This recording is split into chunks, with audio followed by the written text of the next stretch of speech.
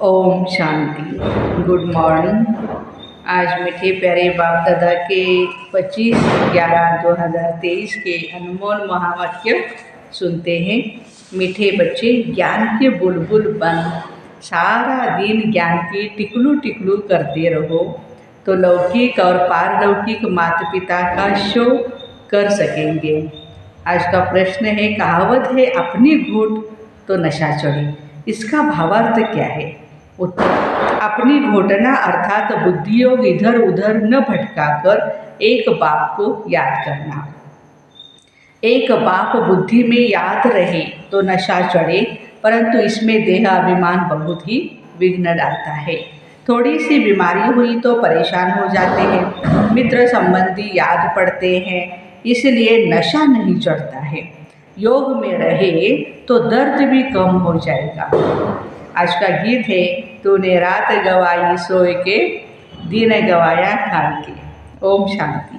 ये सब बातें शास्त्रों में लिखी है, एक दो को समझाते भी है, अनेक प्रकार की मतें गुरु लोग देते हैं। बहुत अच्छे अच्छे भक्त कोठरी में बैठ एक गोमुख कपड़ा होता है, उसमें अंदर हाथ डाल माला फेरते हैं। यह भी सिखलाया हुआ फैशन है। और बाबा कहते हैं यह सब छोड़ो, आत्मा को तो सिमरण करना है बाप का। इसमें माला सिमरने की बात नहीं। सबसे अच्छा गीत है शिवाय नमः का। इसमें ही समझाया जाता है तुम माता पिता हो। भगवान को ही रचता बाप कहते हैं। अब रचता कहा जाता है तो क्या क्रिएट करते हैं? जरूर यह तो सब समझते हैं, नई दुनिया ही रचेंगे। गाते भी है, तुम माता पिता हम बालक तेरे, तुम्हारी कृपा से सुख घनेरे। तो पहला, ईश्वर सबका फादर ठहरा।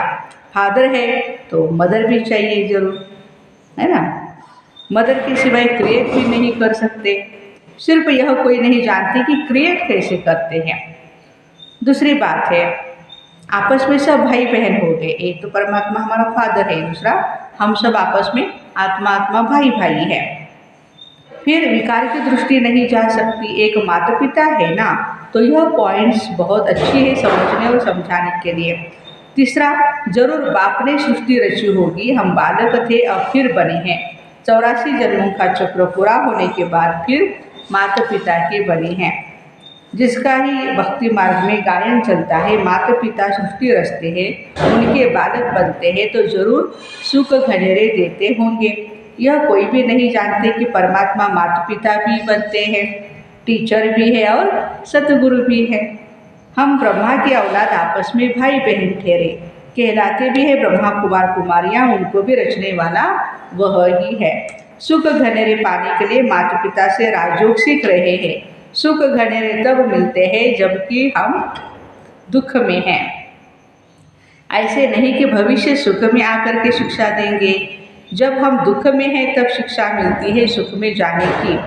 वही माता पिता आकर सुख देते हैं। एडम और ईव तो मशहूर है, वह भी जरूर गॉड की संतान ठहरे, तो गॉड फिर कौन है? बच्चे जानते हैं बाबा जो नॉलेज देते हैं यह सब धर्म वालों के लिए है। सारी दुनिया का उस बाप से बुद्धियोग टूटा हुआ है। माया घोष्ट बुद्धियोग लगाने नहीं देती है और ये बुद्धियोग तोड़ती है। बाबा आकर घोष्ट पर जीत पहनाते हैं। आजकल दुनिया में रिद्धि सिद्धि वाले भी बहुत है। यह है घोष्टों की दुनिया, भूतों की दुनिया। काम विकार रूपी घोष्ट एक दो को आदि मध्य अंत दुख देते हैं। एक दो को दुख देना घोष्ट का ही काम है। सतयुग में घोष्ट होता नहीं, तो यह समझाया जाता है घोष्ट नाम बाइबल में है।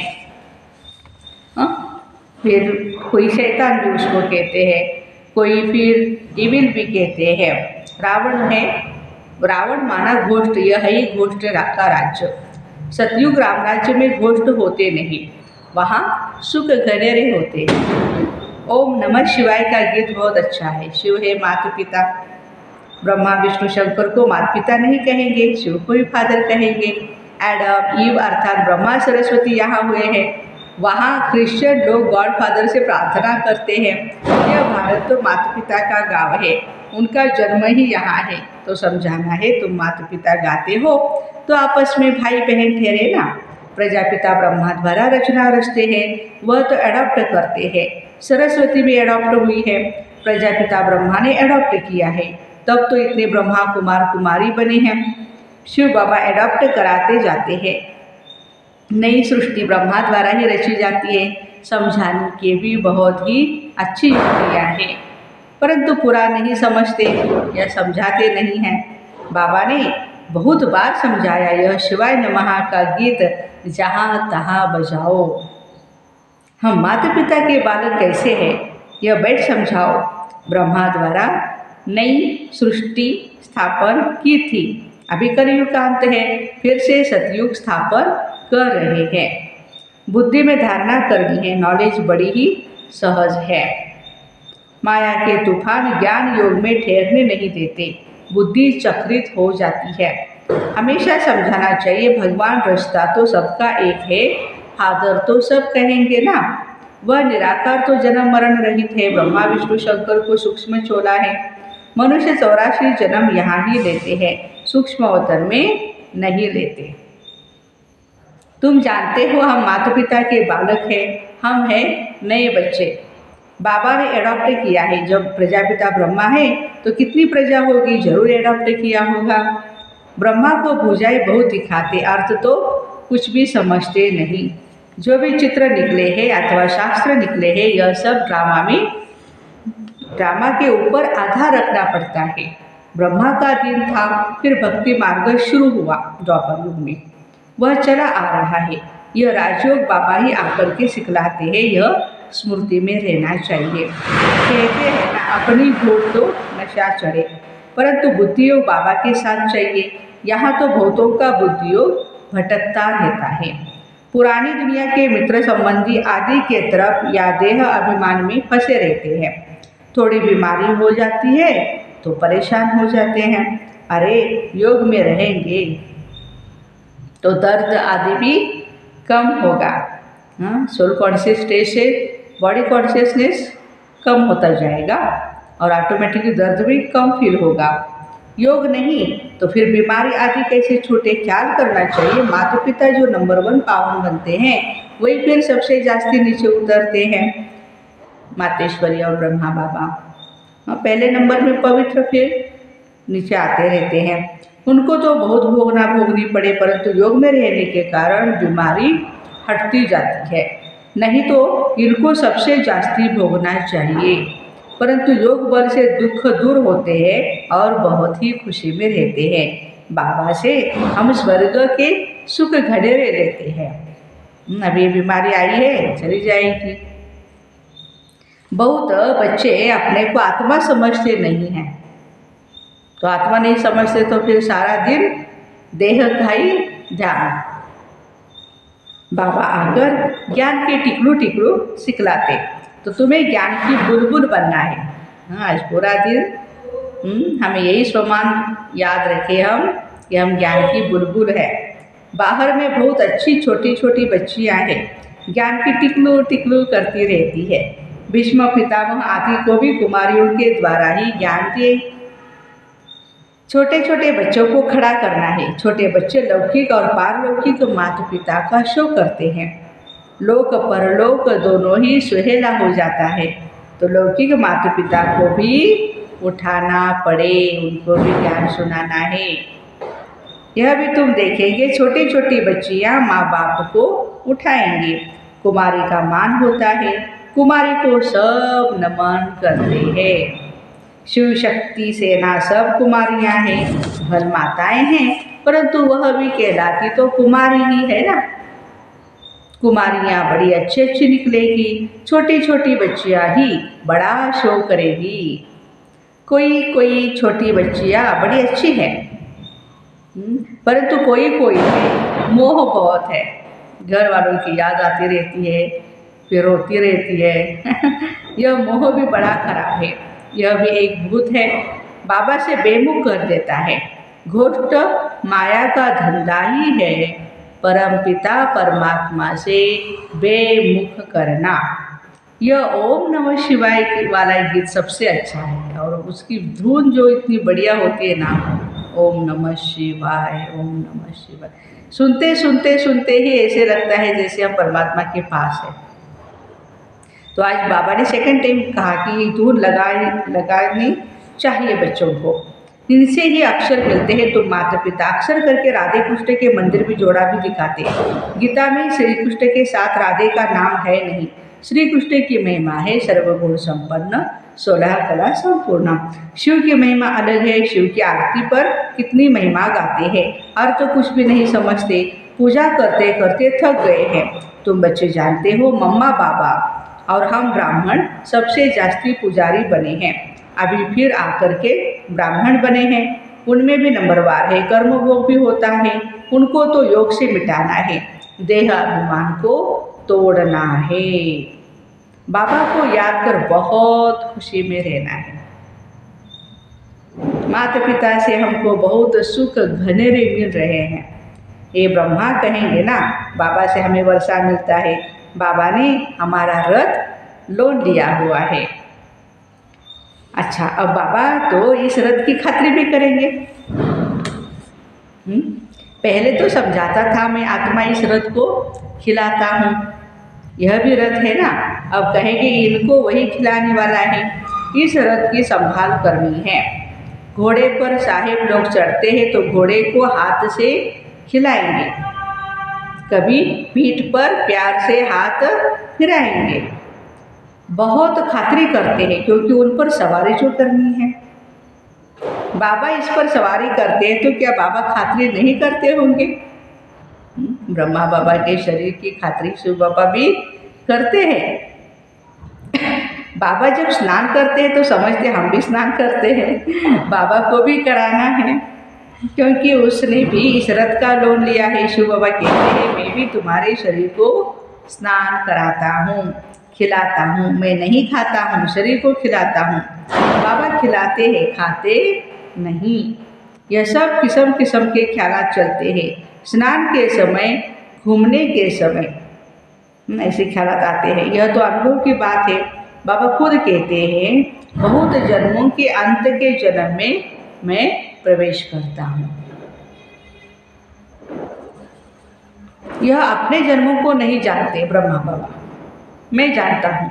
तुम कहते हो बाबा फिर हमको ज्ञान दे रहे हैं, वर्षा लेना है स्वर्ग का। सतयुग में तो राजा प्रजा आदि सब है। पुरुषार्थ करना है बाबा से पूरा पूरा वर्षा लेने का। अब नहीं लेंगे तो कलप कलप मिस करते रहेंगे। इतना उच्च पद पा नहीं सकेंगे। जन्म जन्मांतर की बाजी है, तो कितना श्रीमत पर चलना चाहिए। कलप कलप निमित्त बनेंगे। कलप कलप वर्षा लेते आए हैं। कलप कलप के लिए ही यह पढ़ाई है। इसमें बहुत ध्यान देना पड़ता है। 7 रोज लक्ष्य लेकर फिर मुरली तो घर में भी पढ़ सकते हैं, बिल्कुल सहज कर देते हैं। ड्रामा तो बुद्धि में याद रहना ही चाहिए। इसको वर्ल्ड यूनिवर्सिटी कहा जाता है। तो कहाँ भी अमेरिका आदि तरफ चले जाओ, बाबा से वर्षा ले सकते हो। सिर्फ 1 हफ्ता धारणा करके जाओ। भगवान के बच्चे हैं तो भाई बहन ठहरे ना। प्रजापिता ब्रह्मा है तो उनके सब बच्चे हम आपस में भाई बहन ठहरे। जरूर गृहस्थ व्यवहार में रहते आपस में भाई बहन होकर के रहेंगे तो पवित्र हो रह सकेंगे, है ना। परमात्मा के हम बच्चे हैं ये बुद्धि में रहेगा। और हम आत्मा हैं, क्योंकि आत्मिक नाते से हम सभी आत्मा आत्मा भाई भाई है। तो बाबा कहते हैं इस पवित्र शुद्ध स्मृति से आप पवित्र रह सकते हैं। ये बहुत सहज है। मातेश्वरी के अनमोल महावाक्य सुनते हैं। मनुष्य आत्माओं की परमात्मा से मांगनी और प्राप्ति। तुम माता पिता हम बालक तेरे, तुम्हारी कृपा से सुख घनेरे। अब यह महिमा किसके लिए गाई जाती है? अवश्य परमात्मा के लिए गाए हैं, क्योंकि परमात्मा खुद माता पिता के रूप में आए हैं। इस सृष्टि को अपार सुख देते हैं। जरूर परमात्मा ने कब सुख की सृष्टि बनाई है, तभी तो उनको माता पिता कह करके बुलाते हैं। परंतु मनुष्यों को यह पता ही नहीं कि सुख क्या चीज़ है। जब इस सृष्टि पर अपार सुख थे तब सृष्टि पर शांति थी, परंतु अब वो सुख नहीं है। अब मनुष्य को यह चाहना उठती है अवश्य, कौन सी? वो सुख हमें चाहिए वाला। फिर कोई धन पदार्थ मांगते हैं, कोई बच्चे मांगते हैं, कोई तो फिर ऐसे ही मांगते हैं कि हम पतिव्रता नारी बने, सदा सुहागन बने। शिव का व्रत रखते हैं ना माताएं। चाहना तो सुख की रहती है ना, तो परमात्मा भी कोई समय उन्हों की आश अवश्य पूर्ण करेंगे। और यही वो समय चल रहा है संगम युग का। तो सतयुग के समय जब सृष्टि पर स्वर्ग है तो वहाँ सदा सुख है। जहाँ स्त्री कभी दुहागिन माना विधवा नहीं बनती, तो वो आज सतयुग में पूर्ण होती है, जहाँ अपार सुख है। बाकी तो इस समय है ही कलयुग, इस समय तो मनुष्य दुख ही दुख भोगते हैं। अच्छा, मीठे मीठे खिलते बच्चों प्रति माता पिता बाप दादा का याद प्यार और गुड मॉर्निंग। रूहानी बाप की रूहानी बच्चों को नमस्ते। हम रूहानी बच्चों की रूहानी माता पिता बाप दादा को याद प्यार गुड मॉर्निंग और नमस्ते। वाह बाबा वाह, शुक्रिया बाबा शुक्रिया। धारणा के लिए मुख्य सार है, स्वयं को माया घोष्ट से बचाने के लिए ज्ञान योग में तत्पर रहना है। मोह रूपी भूत का त्याग कर बाबा का शो करना है। ज्ञान की टिकलू टिकलू करनी है। सेकंड पॉइंट, पढ़ाई पर पूरा ध्यान देकर बाबा से वर्षा लेना है।